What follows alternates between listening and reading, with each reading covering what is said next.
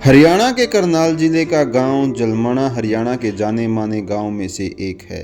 बताया जाता है कि आज़ादी से पहले इस गांव में मुस्लिम बहुल्य परिवार बसते थे और उनके इस गांव के साथ साथ 14 गांव और थे। इस कारण से ये गांव एक प्रभावशाली गांव था।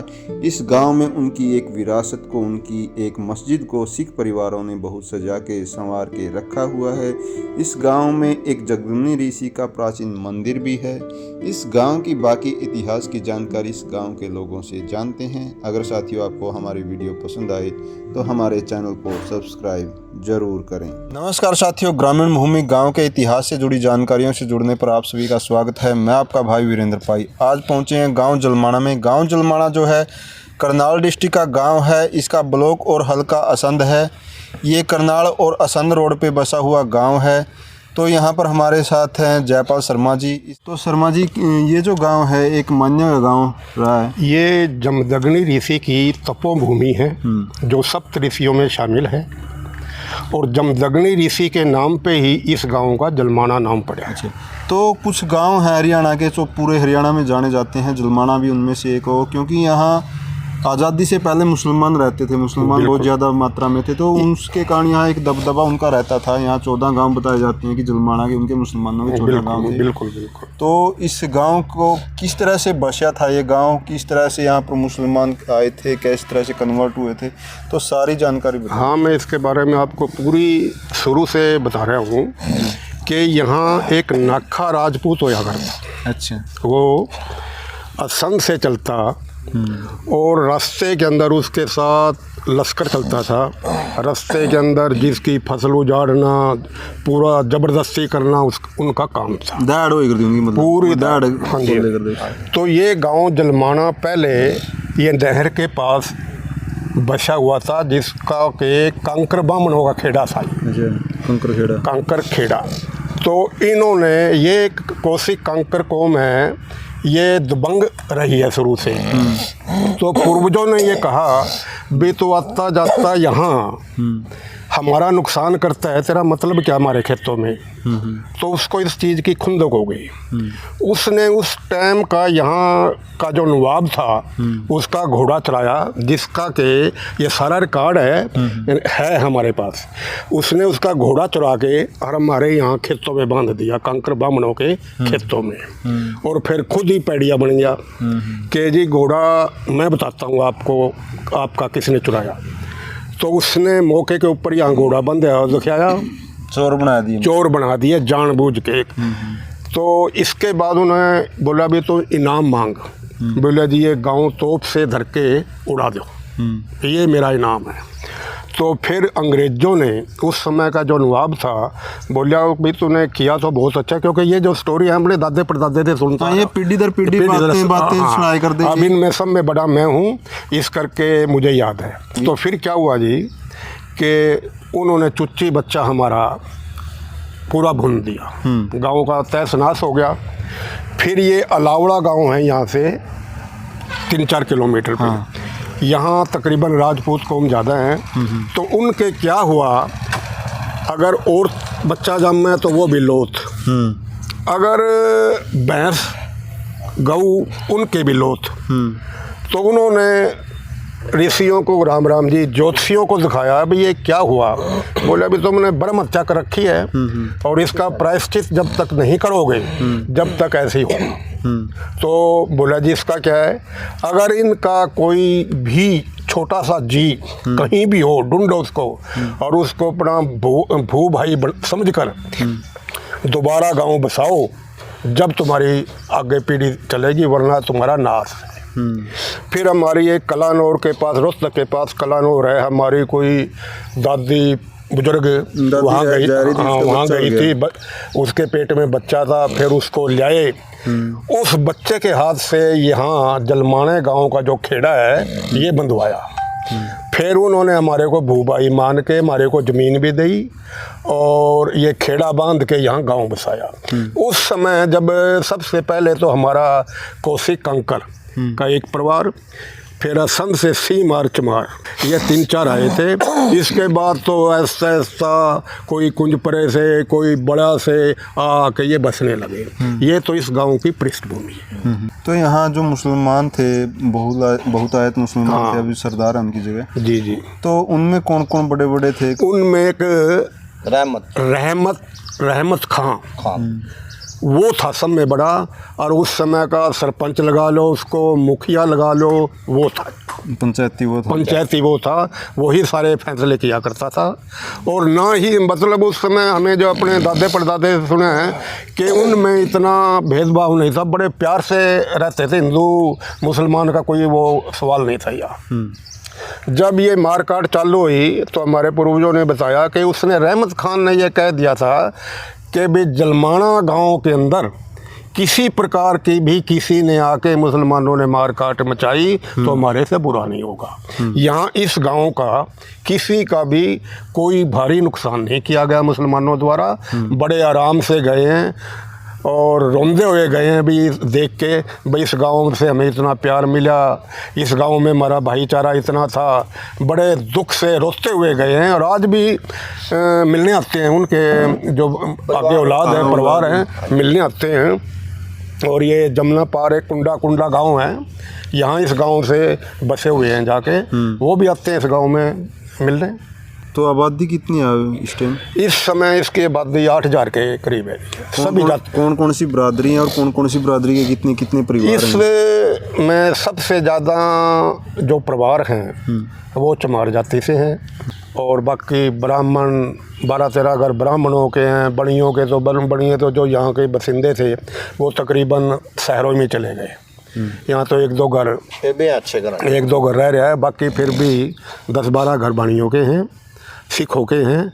मतलब बाहर से आके दूसरी अन्य जातियाँ भी, जैसे सिख कितने इस टाइम? सिख के तकरीबन 700-800 वोट है। अच्छा, बाहर चले गए यहाँ से? हाँ, तकरीबन ये तो इनकी जो आगे औरतें बच्चे ये सब बाहर जा रहे हैं। हाँ, विदेशों में जा रहे हैं। यहाँ तो जैसे मेरे वर्गे रिटायर्ड आदमी है ना, वो रह रहे हैं मजबूरी में। वोट कितनी है टोटल वोट इसकी 6-6.5 हज़ार के करीब है। अच्छा, तो इसका एरिया कितना है, रकबा? देखो, इसके बारे में, रकबे के बारे में तो मैं कुछ नहीं ज़्यादा कह सकूँगा, क्योंकि यहाँ लोकल आदमी पे किसी पे भी कोई ज़मीन नहीं है नहीं? एक भी बिघा ज़मीन नहीं है। लोकलों पे जितनी भी ज़मीन है सारी सिंहों के पास है। मतलब जो मुसलमान थे उन्हीं के पास ज़मीन थी, उनकी जगह पे वो आए और उन्हों के नाम ये अलाट हुई। कौन कौन से मुसलमानों के गांव थे यहाँ पर, जो 14 गांव बताए जाएँ? सबसे बड़ा गांव जलमाना ही था मुसलमानों का। और हमारे पास लगते गांव ठरी, कपूल पर खेड़ा, शेखुपरा, मंचूरी, पक्का खेड़ा। यहाँ जहाँ मुसलमानों के 14 गांव थे वहाँ आज सिख परिवार बसे हुए हैं, जो विभाजन के समय वो वहाँ चले गए थे और ये वहाँ से इधर आ गए थे। ये सारे उसी में हैं। तो मुसलमान थे ना यहाँ पे? कौन कौन सी कौम के जातियाँ के थे? सभी जातियाँ के थे। देखिए, मुसलमानों के अंदर भी जैसे हिंदुओं के अंदर सभी जातियाँ हैं, वैसे उनमें सभी जातियाँ होती हैं। यहाँ पर जो मुसलमानों के परिवार थे, न्यू बताएं कि वो पंचायती भी बड़े थे? बिल्कुल पंचायती थे और मशहूर थे। आसपास के गांव में या कहीं भी कोई लड़ाई झगड़ा हो जाता था तो जलमाना गांव ही जाके उनके फैसले करता था। तो कोई ऐसी घटना है जो याद हो, बुजुर्ग बताते हुए उस टाइम की कुछ हुआ था गांव, क्यों आपस में गामा के रोड़े हुए कर दे? तकरीबन जो आजकल जैसे इतने बड़े रोड़े नहीं हुआ करते, छोटे मोटी बातें हुआ करे थी उनको, ये डांगरा बस खेती क्यारी पे हुआ करे थे, यही जाकर सुलझा करें थे। और आसपास के गांव भी इनको मशहूर समझ के रहमत खां का और इनको इनकी सारी बात मानते थे। अच्छा, तो ये जलमाना गांव गुंदर जलमाना के नाम से मशहूर है और एक पंचायती गांव हुआ है, इसमें कोई दो राय नहीं। हमने जो अपने बुजुर्गों से यही बातें सुनी। तो दुआर की सतराना था उनका उरे रहेगा? दुआर बिल्कुल लेना देना कोई मुसलमान हिंदुओं अलग कोई किसी किस्म का कुछ नहीं। बहुत बढ़िया, जो हमारे बुजुर्ग हैं वो अच्छा बतावा है, बढ़िया है। और आज इनके अब भी बहुत बढ़िया, क्योंकि आजकल हिंदू मुसलमान रवे नहीं है, बिल्कुल भी नहीं।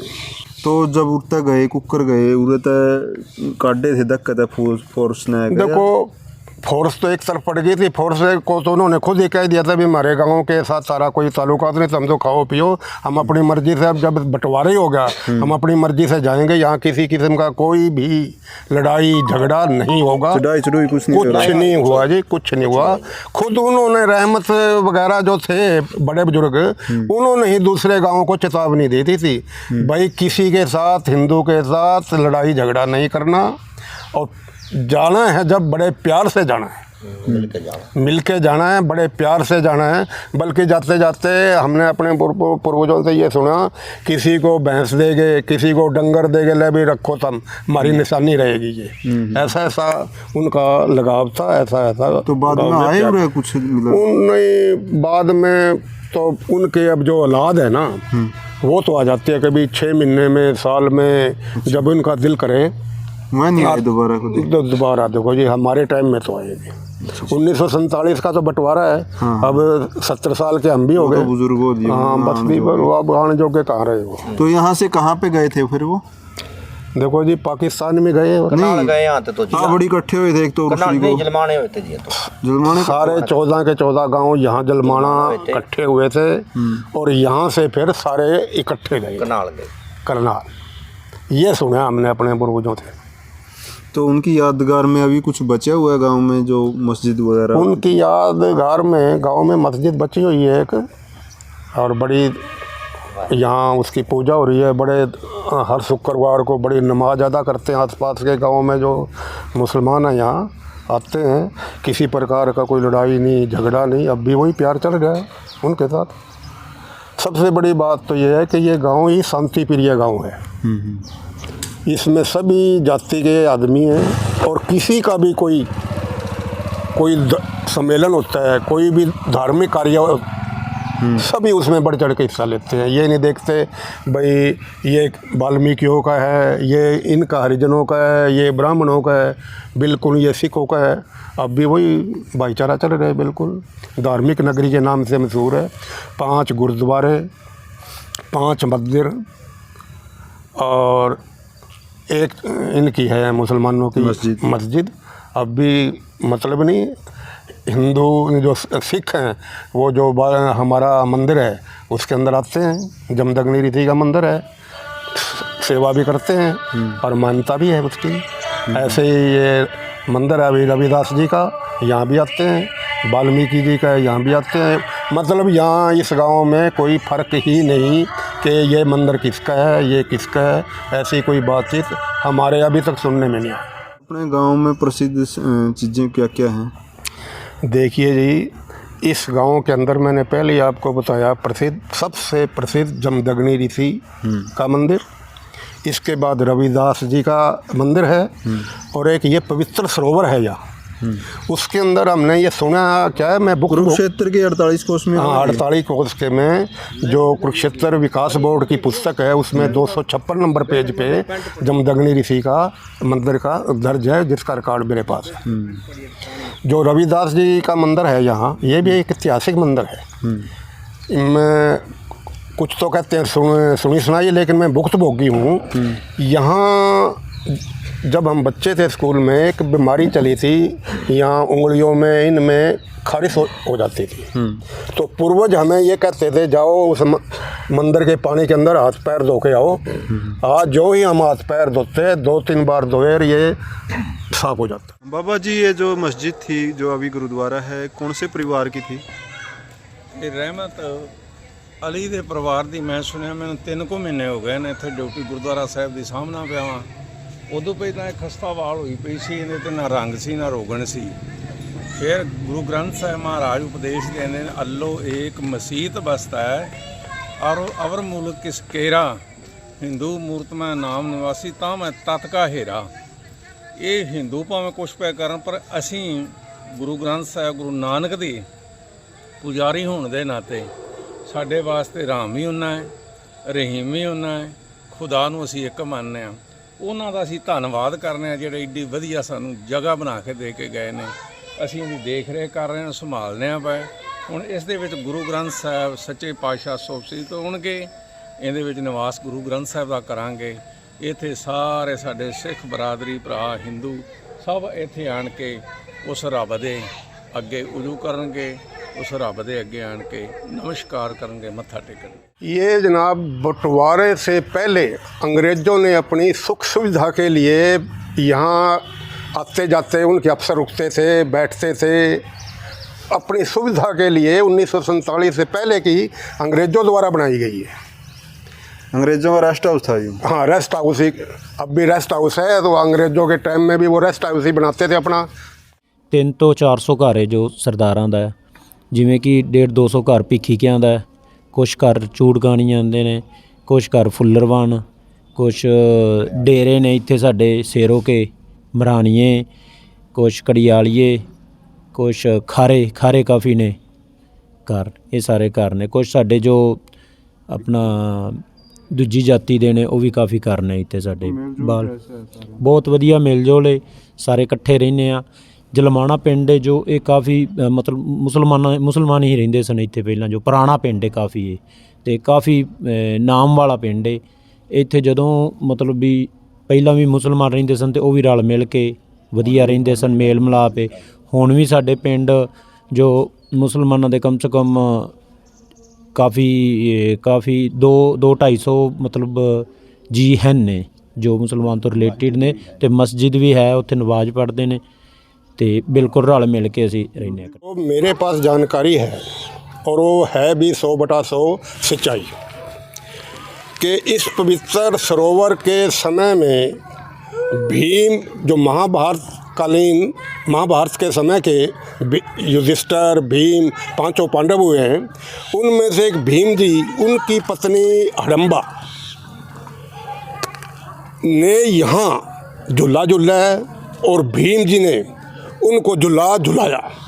ये इसके बारे में बिल्कुल सच्चाई है। और इसी कारण इस सरोवर को पता नहीं किस ऋषि मुनि महाराज या गुरु रविदास जी की कृपा से या पहले कोई ऐसा संत महात्मा आया होगा कि जिसने इस सरोवर के अंदर एक ऐसी बख्शीश पैदा कर दी, एक इतनी पानी में ताकत पैदा कर दी कि चर्म रोग सिर्फ हाथ धोते ही इस पवित्र पानी से चर्म रोग बिल्कुल 100/100 सही हुए हैं। और मैं जितना जागता मुझे अच्छी तरह याद है, सामने खड़ा हूँ आपके, क्योंकि उस समय एक बीमारी चली थी छोटे छोटे बच्चों में, हाथों के उंगलियों के बीच में, पैरों की उंगलियों के बीच में। हमने खुद आके इस पवित्र सरोवर के पानी में हाथ पैर धोए और बिल्कुल ठीक ठाक हुए। और आज भी इस सरोवर की इतनी मान्यता है कि आसपास के गाँव वालों को भी पता है, वो भी यहाँ से आके पानी ले जाकर अपने घर में हाथ पैर धोते हैं और वो भी ठीक ठाक हो। साथियों, वीडियो को शेयर ज़रूर करें और हमारे चैनल को सब्सक्राइब करें